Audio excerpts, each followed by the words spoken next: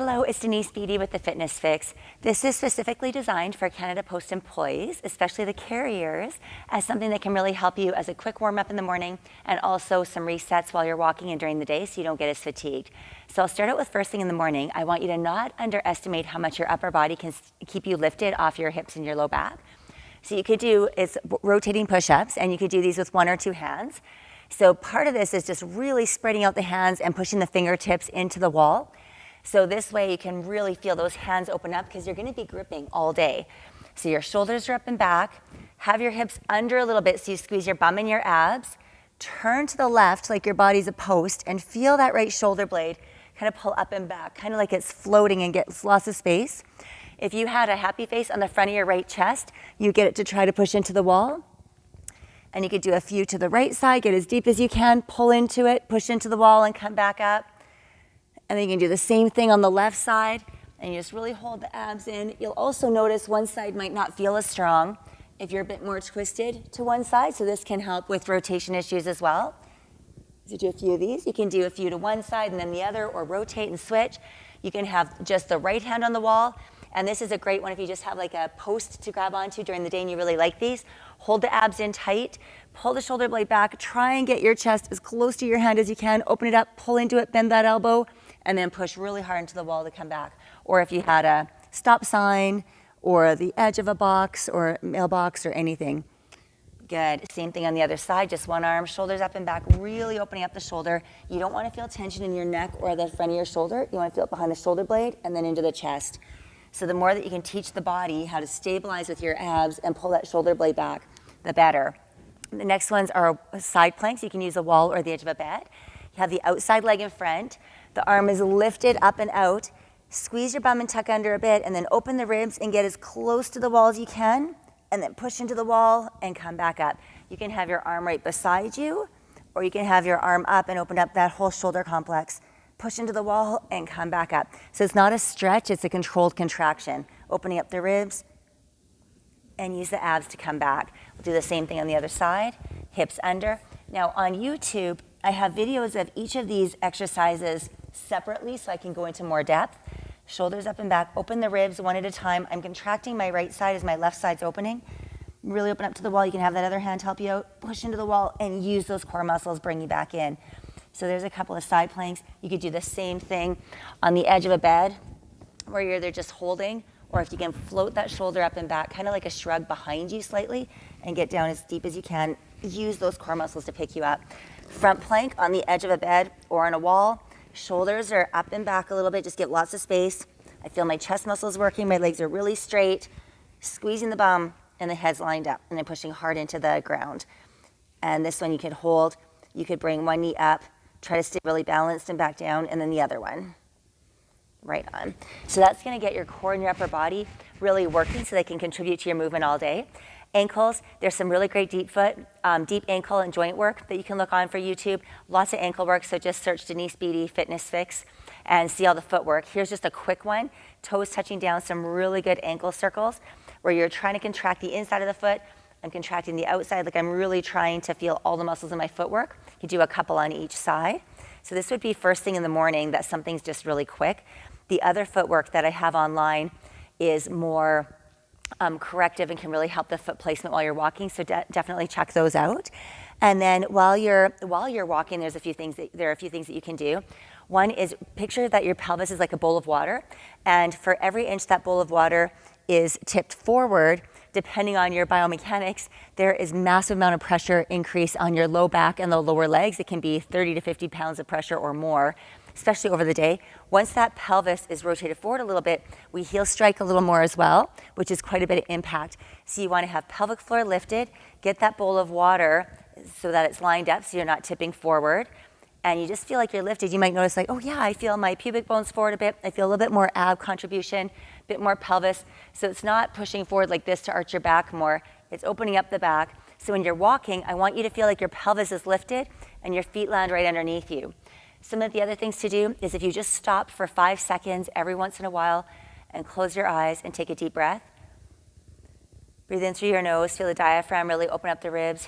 and breathe out, it just stops the noise in your head for a few seconds because you're relaying so much information with what's on the mail to your environment, to the ice, to the weather conditions, to what, housing you're looking at. There's a lot of factors there for you. If you're driving in and out of your car, there's so many things. So just stop for a second, let your nervous system reboot. There's box breathing you can do while you're walking, and that's really try to keep thinking about the breathing coming from the diaphragm. You breathe in 2 seconds, hold 2 seconds, breathe out 2 seconds, hold 2 seconds. That's the box breathing. Humming is another really great thing as you're walking, because as you're humming, you're giving feedback to your inner ear and to help your vestibular system balance you. So you're going to stay really lifted and hum Jingle Bells or whatever tune you want to hum to, but that really helps as well. So a couple of tips. The other thing is if you just remember to keep the chest lifted, you can see how much my posture changes. If I lift from the diaphragm, my head's already lined up. Then you feel the back of the head kind of lift up over the spine. So now I feel like I'm always really lifted. When you're stabilizing from here, and we don't kind of collapse forward, we eliminate a lot of this neck and shoulder tension. And the other little piece of that is you can also push the tongue to the roof of your mouth and then feel it gently relax. That'll help stabilize the cervical spine, but it also helps if you're kind of clenching your jaw. It'll help you to just press the tongue gently, 5 seconds to the roof of your mouth, then relax. So those are some things you can do while you're walking. Here's some quick corrections that you would do if you stop walking and do 10 seconds as a quick break. I do this in the middle of marathons and ultramarathon running. When I'm doing any long distances, I stop every 20 minutes or so. Here's one with your legs super straight. Hips are under a bit and arms across your chest. Imagine your body's a post. You're going to turn to the front leg, really contract your abs, turn your hips the opposite way, hold 5 seconds. So I don't feel it in my back. You feel it in your back if you start arching back this way. It's not. It's just a slight movement, whatever your body can do. Same thing on the other side. If you have one side that's really sore, tight, like a tight hip, a tight shoulder, I would finish rotating the opposite way, just because you might be kind of overloading that right side, for example. So I would do the right rotation first and then finish with the left to kind of get you out of there so you're not constantly shifting over that way.